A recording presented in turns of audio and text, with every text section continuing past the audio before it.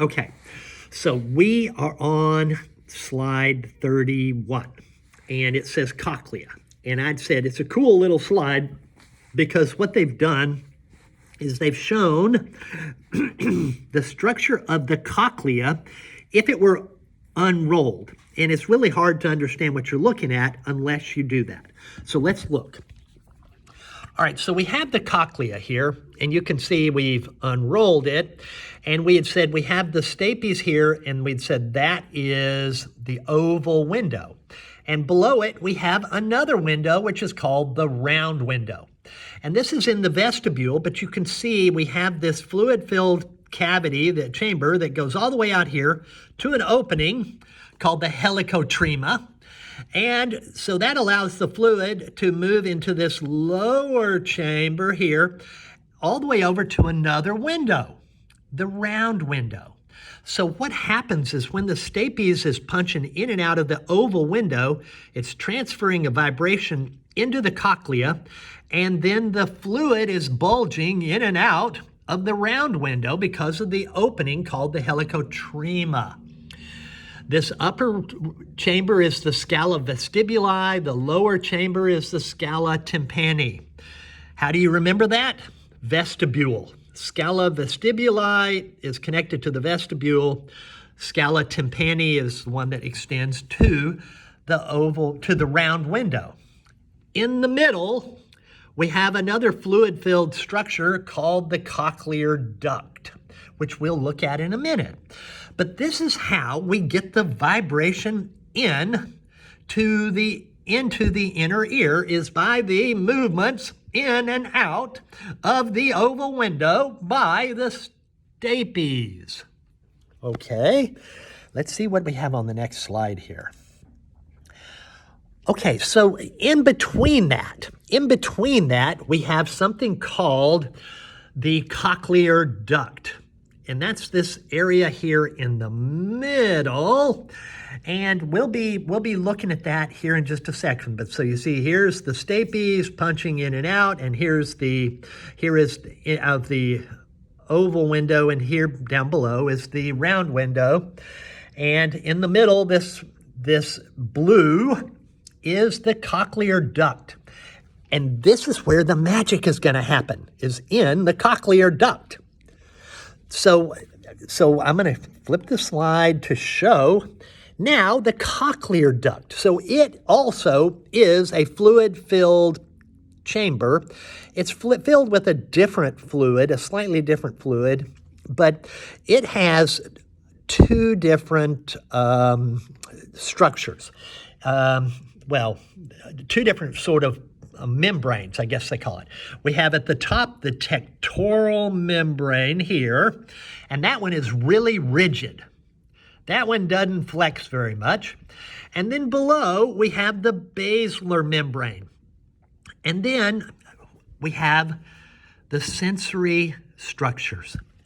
Way back when, in the very first video of this chapter, we had talked about the receptors. And I said that there were stereocilia that are a mechanical receptor.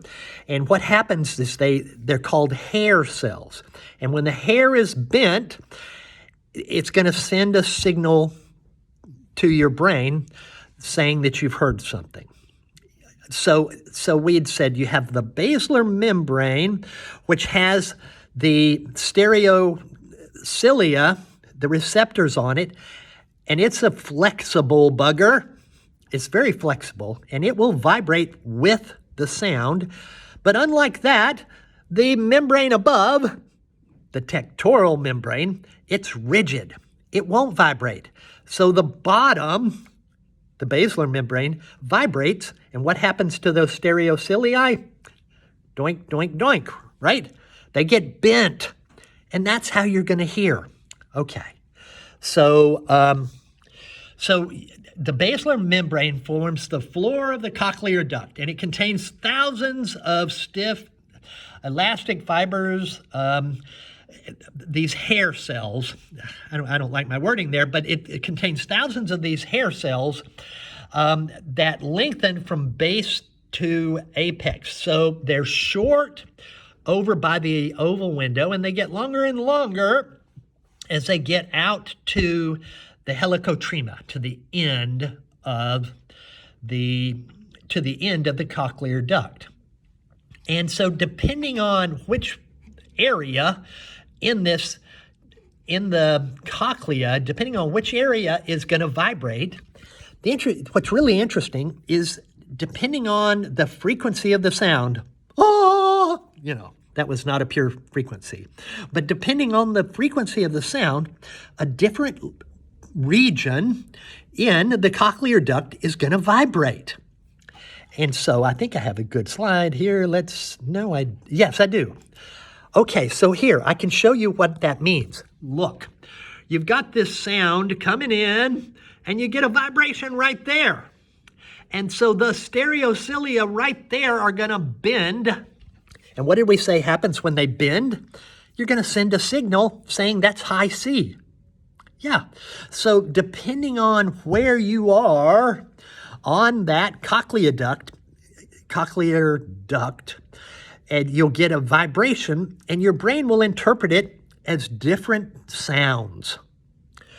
So different frequencies vibrate different parts of the basilar membrane. And when they vibrate, the hair cells are going to bump into the tectoral membrane, that rigid one, and the hair cells will bend, and this causes the release of neurotransmitter substances, which will cause a signal to be sent to your brain. Okay, slide 35. Slide 35 explains how bending, what would bending do? Why would bending send any kind of a signal? Well, I'll show you.